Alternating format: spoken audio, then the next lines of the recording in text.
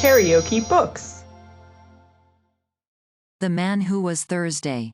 Written by G.K.Chesterton. Audiobook. Chapter 9. The Man in Spectacles. "Burgundy is a jolly thing," said the professor sadly, as he set his glass down. "You don't look as if it were," said Syme. "You drink it as if it were medicine." "You must excuse my manner," said the professor dismally. "My position is rather a curious one. Inside I am really bursting with boyish merriment, but I acted the paralytic professor so well, that now I can't leave off. So that when I am among friends, and have no need at all to disguise myself, I still can't help speaking slow and wrinkling my forehead, just as if it were my forehead. I can be quite happy, you understand, but only in a paralytic sort of way. The most buoyant exclamations leap up in my heart, but they come out of my mouth quite different.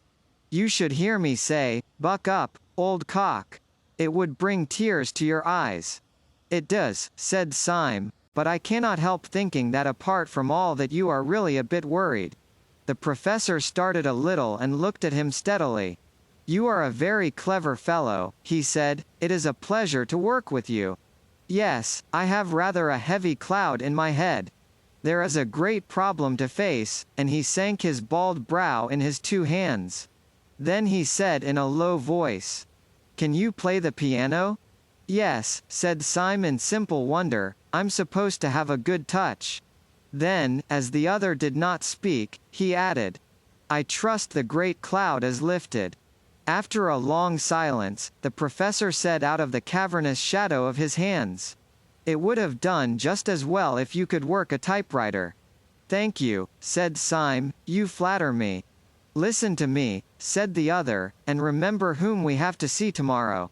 You and I are going tomorrow to attempt something which is very much more dangerous than trying to steal the crown jewels out of the tower.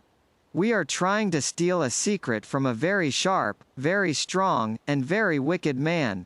I believe there is no man, except the president, of course, who is so seriously startling and formidable as that little grinning fellow in goggles. He has not perhaps the white-hot enthusiasm unto death, the mad martyrdom for anarchy, which marks the secretary. But then that very fanaticism in the secretary has a human pathos, and is almost a redeeming trait. But the little doctor has a brutal sanity that is more shocking than the secretary's disease. Don't you notice his detestable virility and vitality? He bounces like an India rubber ball. Depend on it, Sunday was not asleep. I wonder if he ever sleeps. When he locked up all the plans of this outrage in the round, black head of Dr. Bull. "And you think," said Syme, "that this unique monster will be soothed if I play the piano to him?" "Don't be an ass," said his mentor. "I mentioned the piano because it gives one quick and independent fingers. Syme, if we are to go through this interview and come out sane or alive, we must have some code of signals between us that this brute will not see. I have made a rough alphabetical cipher corresponding to the 5 fingers, like this, see," and he rippled with his fingers on the wooden table, "bad, bad, a word we may frequently require." Syme poured himself out another glass of wine, and began to study the scheme. He was abnormally quick with his brains at puzzles, and with his hands at conjuring, and it did not take him long to learn how he might convey simple messages by what would seem to be idle taps upon a table or knee. But wine and companionship had always the effect of inspiring him to a farcical ingenuity, and the professor soon found himself struggling with the too vast energy of the new language, as it passed through the heated brain of Syme. "We must have several word signs," said Syme seriously, "words that we are likely to want, fine shades of meaning. My favorite word is coeval. What's yours?" "Do stop playing the goat," said the professor plaintively. "You don't know how serious this is." "Lush, too," said Syme, shaking his head sagaciously. "We must have lush word applied to grass, don't you know?" "Do you imagine," asked the professor furiously, "that we are going to talk to Dr. Bull about grass? There are several ways in which the subject could be approached. said Syme reflectively, and the word introduced without appearing forced. We might say, Dr. Bull, as a revolutionist, you remember that a tyrant once advised us to eat grass. And indeed many of us, looking on the fresh lush grass of summer. Do you understand, said the other, that this is a tragedy? Perfectly, replied Syme. Always be comic in a tragedy. What the deuce else can you do? I wish this language of yours had a wider scope. I suppose we could not extend it from the fingers to the toes? That would involve pulling off our boots and socks during the conversation, which however unobtrusively performed.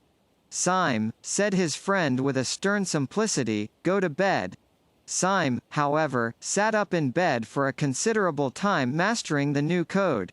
He was awakened next morning while the east was still sealed with darkness, and found his grey-bearded ally standing like a ghost beside his bed. Syme sat up in bed blinking, then slowly collected his thoughts, threw off the bedclothes, and stood up. It seemed to him in some curious way that all the safety and sociability of the night before fell with the bedclothes off him, and he stood up in an air of cold danger. He still felt an entire trust and loyalty towards his companion, but it was the trust between two men going to the scaffold. Well, said Syme with a forced cheerfulness as he pulled on his trousers, I dreamt of that alphabet of yours. Did it take you long to make it up? The professor made no answer, but gazed in front of him with eyes the color of a wintry sea, so Syme repeated his question. I say, did it take you long to invent all this? I'm considered good at these things, and it was a good hour's grind. Did you learn it all on the spot? The professor was silent, his eyes were wide open, and he wore a fixed but very small smile. How long did it take you? The professor did not move. Confound you, can't you answer? Called out Syme, in a sudden anger that had something like fear underneath. Whether or no the professor could answer, he did not. Syme stood staring back at the stiff face like parchment and the blank, blue eyes. His first thought was that the professor had gone mad, but his second thought was more frightful. After all, what did he know about this queer creature whom he had heedlessly accepted as a friend? What did he know, except that the man had been at the anarchist breakfast and had told him a ridiculous tale? How improbable it was that there should be another friend there beside Gogol. Was this man's silence a sensational way of declaring war? Was this adamantine stare after all only the awful sneer of some threefold traitor, who had turned for the last time? He stood and strained his ears in this heartless silence. He almost fancied he could hear dynamiters come to capture him shifting softly in the corridor outside. Then his eye strayed downwards, and he burst out laughing. Though the professor himself stood there as voiceless as a statue, his 5 dumb fingers were dancing alive upon the dead table. Syme watched the twinkling movements of the talking hand, and read clearly the message. I will only talk like this. We must get used to it. He rapped out the answer with the impatience of relief. All right. Let's get out to breakfast. They took their hats and sticks in silence, but as Syme took his sword stick, he held it hard. They paused for a few minutes only to stuff down coffee and coarse thick sandwiches at a coffee stall, and then made their way across the river, which under the grey and growing light looked as desolate as Acheron. They reached the bottom of the huge block of buildings which they had seen from across the river, and began in silence to mount the naked and numberless stone steps, only pausing now and then to make short remarks on the rail of the banisters.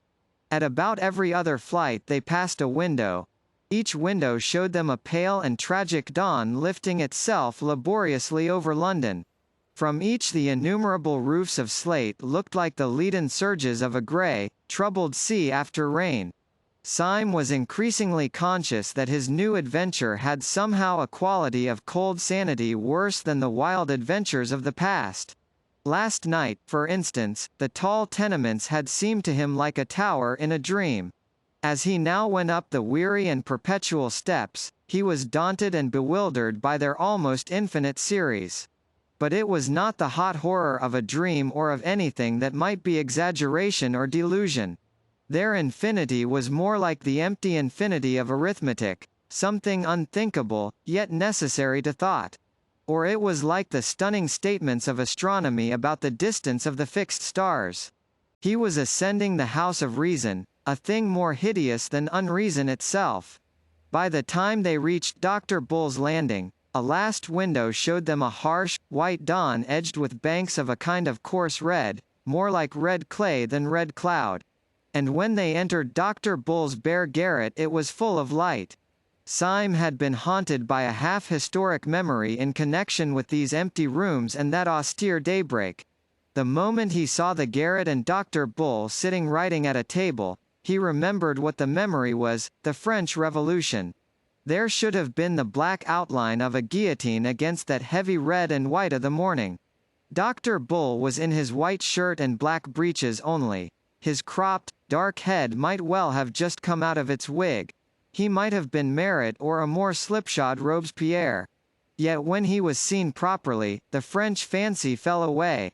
The Jacobins were idealists. There was about this man a murderous materialism. His position gave him a somewhat new appearance. The strong, white light of morning coming from one side creating sharp shadows, made him seem both more pale and more angular than he had looked at the breakfast on the balcony. Thus the two black glasses that encased his eyes might really have been black cavities in his skull, making him look like a death's head. And, indeed, if ever Death himself sat writing at a wooden table, it might have been he. He looked up and smiled brightly enough as the men came in, and rose with the resilient rapidity of which the professor had spoken. He set chairs for both of them, and going to a peg behind the door, proceeded to put on a coat and waistcoat of rough, dark tweed. He buttoned it up neatly, and came back to sit down at his table. The quiet good humor of his manner left his two opponents helpless. It was with some momentary difficulty that the professor broke silence and began, "I'm sorry to disturb you so early, comrade," said he, with a careful resumption of the slow de Worms manner. "You have no doubt made all the arrangements for the Paris affair?" Then he added with infinite slowness, "We have information which renders intolerable anything in the nature of a moment's delay." Dr. Bull smiled again, but continued to gaze on them without speaking. The professor resumed, a pause before each weary word. "Please do not think me excessively abrupt, but I advise you to alter those plans, or if it is too late for that, to follow your agent with all the support you can get for him. Comrade Syme and I have had an experience which it would take more time to recount than we can afford, if we are to act on it. I will, however, relate the occurrence in detail, even at the risk of losing time, if you really feel that it is essential to the understanding of the problem we have to discuss." He was spinning out his sentences, making them intolerably long and lingering, in the hope of maddening the practical little doctor into an explosion of impatience which might show his hand. But the little doctor continued only to stare and smile, and the monologue was uphill work. Syme began to feel a new sickness and despair. The doctor's smile and silence were not at all like the cataleptic stare and horrible silence which he had confronted in the professor half an hour before. About the professor's makeup and all his antics there was always something merely grotesque, like a gollywog. Syme remembered those wild woes of yesterday as one remembers being afraid a bogey in childhood. But here was daylight. Here was a healthy, square-shouldered man in tweeds, not odd save for the accident of his ugly spectacles, not glaring or grinning at all, but smiling steadily and not saying a word. The whole had a sense of unbearable reality. Under the increasing sunlight the colors of the doctor's complexion, the pattern of his tweeds, grew and expanded outrageously, as such things grow too important in a realistic novel. But his smile was quite slight, the pose of his head polite. The only uncanny thing was his silence. "As I say," resumed the professor, like a man toiling through heavy sand, "the incident that has occurred to us and has led us to ask for information about the Marquis, is one which you may think it better to have narrated, but as it came in the way of Comrade Syme rather than me." His words he seemed to be dragging out like words in an anthem, but Syme, who was watching, saw his long fingers rattle quickly on the edge of the crazy table. He read the message, "You must go on. This devil has sucked me dry." Syme plunged into the breach with that bravado of improvisation which always came to him when he was alarmed. "Yes, the thing really happened to me," he said hastily. "I had the good fortune to fall into conversation with a detective who took me, thanks to my hat, for a respectable person. Wishing to clinch my reputation for respectability, I took him and made him very drunk at the Savoy. Under this influence he became friendly, and told me in so many words that within a day or two they hoped to arrest the Marquis in France. So unless you or I can get on his track—" The doctor was still smiling in the most friendly way, and his protected eyes were still impenetrable. The professor signaled to Syme that he would resume his explanation, and he began again with the same elaborate calm. "Syme immediately brought this information to me, and we came here together to see what use you would be inclined to make of it. It seems to me unquestionably urgent that—" All this time Syme had been staring at the doctor almost as steadily as the doctor stared at the professor, but quite without the smile. The nerves of both comrades in arms were near snapping under that strain of motionless amiability, when Syme suddenly leant forward and idly tapped the edge of the table. His message to his ally ran, "I have an intuition." The professor, with scarcely a pause in his monologue, signaled back, "Then sit on it." Syme telegraphed, "It is quite extraordinary." The other answered, "Extraordinary rot." Syme said, "I am a poet." The other retorted, "You are a dead man." Syme had gone quite red up to his yellow hair, and his eyes were burning feverishly. As he said, he had an intuition, and it had risen to a sort of light-headed certainty. Resuming his symbolic taps, he signaled to his friend, "You scarcely realize how poetic my intuition is. It has that sudden quality we sometimes feel in the coming of spring." He then studied the answer on his friend's fingers. The answer was, "Go to hell." The professor then resumed his merely verbal monologue addressed to the doctor. "Perhaps I should rather say," said Syme on his fingers, "that it resembles that sudden smell of the sea which may be found in the heart of lush woods." His companion disdained to reply. "Or yet again," tapped Syme, "it is positive, as is the passionate red hair of a beautiful woman." The professor was continuing his speech, but in the middle of it Syme decided to act. He leant across the table, and said in a voice that could not be neglected, "Dr. Bull." The doctor's sleek and smiling head did not move, but they could have sworn that under his dark glasses his eyes darted towards Syme. "Dr. Bull," said Syme, in a voice peculiarly precise and courteous, "would you do me a small favor?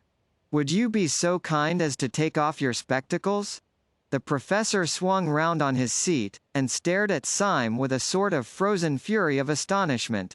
Syme, like a man who has thrown his life and fortune on the table, leaned forward with a fiery face. The doctor did not move.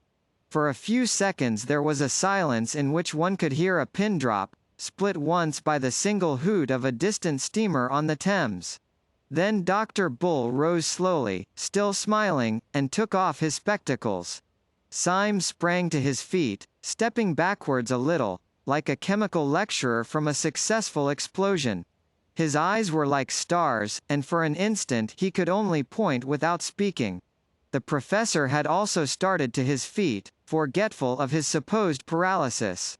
He leant on the back of the chair and stared doubtfully at Dr. Bull, as if the doctor had been turned into a toad before his eyes. And indeed it was almost as great a transformation scene. The two detectives saw sitting in the chair before them a very boyish-looking young man, with very frank and happy hazel eyes, an open expression, cockney clothes like those of a city clerk, and an unquestionable breath about him of being very good and rather commonplace. The smile was still there, but it might have been the first smile of a baby. "I knew I was a poet," cried Syme in a sort of ecstasy. "I knew my intuition was as infallible as the Pope. It was the spectacles that did it. It was all the spectacles." Given those beastly black eyes, and all the rest of him, his health and his jolly looks, made him a live devil among dead ones. It certainly does make a queer difference, said the professor shakily. But as regards the project of Dr. Bull, project be damned, roared Syme, beside himself. Look at him. Look at his face, look at his collar, look at his blessed boots. You don't suppose, do you, that thing's an anarchist? Syme, cried the other in an apprehensive agony. Why, by God, said Syme, I'll take the risk of that myself. Dr. Bull, I am a police officer. There's my card, and he flung down the blue card upon the table. The professor still feared that all was lost, but he was loyal. He pulled out his own official card and put it beside his friend's. Then the third man burst out laughing, and for the first time that morning they heard his voice. I'm awfully glad you chaps have come so early, he said, with a sort of schoolboy flippancy, for we can all start for France together. Yes, I'm in the force right enough, and he flicked a blue card towards them lightly as a matter of form. Clapping a brisk bowler on his head and resuming his goblin glasses, the doctor moved so quickly towards the door, that the others instinctively followed him. Syme seemed a little distrait, and as he passed under the doorway he suddenly struck his stick on the stone passage so that it rang. But Lord God Almighty, he cried out, if this is all right, there were more damned detectives than there were damned dynamiters at the damned council. We might have fought easily, said Bull, we were 4 against 3. The professor was descending the stairs, but his voice came up from below. No, said the voice, we were not 4 against 3, we were not so lucky. We were 4 against 1. The others went down the stairs in silence. The young man called Bull, with an innocent courtesy characteristic of him, insisted on going last until they reached the street. But there his own robust rapidity asserted itself unconsciously, and he walked quickly on ahead towards a railway inquiry office, talking to the others over his shoulder. It is jolly to get some pals, he said. I've been half dead with the jumps, being quite alone. I nearly flung my arms round Gogol and embraced him, which would have been imprudent. I hope you won't despise me for having been in a blue funk. All the blue devils in blue hell, said Syme, contributed to my blue funk. But the worst devil was you and your infernal goggles. The young man laughed delightedly. Wasn't it a rag? He said. Such a simple idea, not my own. I haven't got the brains. You see, I wanted to go into the detective service, especially the anti-dynamite business. But for that purpose they wanted someone to dress up as a dynamiter, and they all swore by blazes that I could never look like a dynamiter. They said my very walk was respectable, and that seen from behind I looked like the British Constitution. They said I looked too healthy and too optimistic, and too reliable and benevolent. They called me all sorts of names at Scotland Yard. They said that if I had been a criminal, I might have made my fortune by looking so like an honest man. But as I had the misfortune to be an honest man, there was not even the remotest chance of my assisting them by ever looking like a criminal. But as last I was brought before some old josser who was high up in the force, and who seemed to have no end of a head on his shoulders. And there the others all talked hopelessly. One asked whether a bushy beard would hide my nice smile. Another said that if they blacked my face I might look like a Negro anarchist. But this old chap chipped in with a most extraordinary remark. A pair of smoked spectacles will do it, he said positively. Look at him now, he looks like an angelic office boy. Put him on a pair of smoked spectacles, and children will scream at the sight of him. And so it was, by George. When once my eyes were covered, all the rest, smile and big shoulders and short hair, made me look a perfect little devil. As I say, it was simple enough when it was done, like miracles, but that wasn't the really miraculous part of it. There was one really staggering thing about the business, and my head still turns at it. What was that? Asked Syme. I'll tell you, answered the man in spectacles. This big pot in the police who sized me up so that he knew how the goggles would go with my hair and socks, by God, he never saw me at all. Syme's eyes suddenly flashed on him. How was that? He asked. I thought you talked to him. So I did, said Bull brightly, but we talked in a pitch-dark room like a coal cellar. There, you would never have guessed that. I could not have conceived it, said Syme gravely. It is indeed a new idea, said the professor. Their new ally was in practical matters a whirlwind. At the inquiry office he asked with businesslike brevity about the trains for Dover. Having got his information, he bundled the company into a cab, and put them and himself inside a railway carriage before they had properly realized the breathless process. They were already on the Calais boat before conversation flowed freely. I had already arranged, he explained, to go to France for my lunch, but I am delighted to have someone to lunch with me. You see, I had to send that beast, the Marquis, over with his bomb, because the President had his eye on me, though God knows how. I'll tell you the story some day. It was perfectly choking. Whenever I tried to slip out of it I saw the President somewhere, smiling out of the bow window of a club, or taking off his hat to me from the top of an omnibus. I tell you, you can say what you like, that fellow sold himself to the devil, he can be in 6 places at once. So you sent the Marquis off, I understand, asked the professor. Was it long ago? Shall we be in time to catch him? Yes, answered the new guide, I've timed it all. He'll still be at Calais when we arrive. But when we do catch him at Calais, said the professor, what are we going to do? At this question the countenance of Dr. Bull fell for the first time. He reflected a little, and then said, theoretically, I suppose, we ought to call the police. Not I, said Syme. Theoretically I ought to drown myself first. I promised a poor fellow, who was a real modern pessimist, on my word of honor not to tell the police. I'm no hand at casuistry, but I can't break my word to a modern pessimist. It's like breaking one's word to a child. I'm in the same boat, said the professor. I tried to tell the police and I couldn't, because of some silly oath I took. You see, when I was an actor I was a sort of all-round beast. Perjury or treason is the only crime I haven't committed. If I did that I shouldn't know the difference between right and wrong. I've been through all that, said Dr. Bull, and I've made up my mind. I gave my promise to the secretary, you know him, man who smiles upside down. My friends, that man is the most utterly unhappy man that was ever human.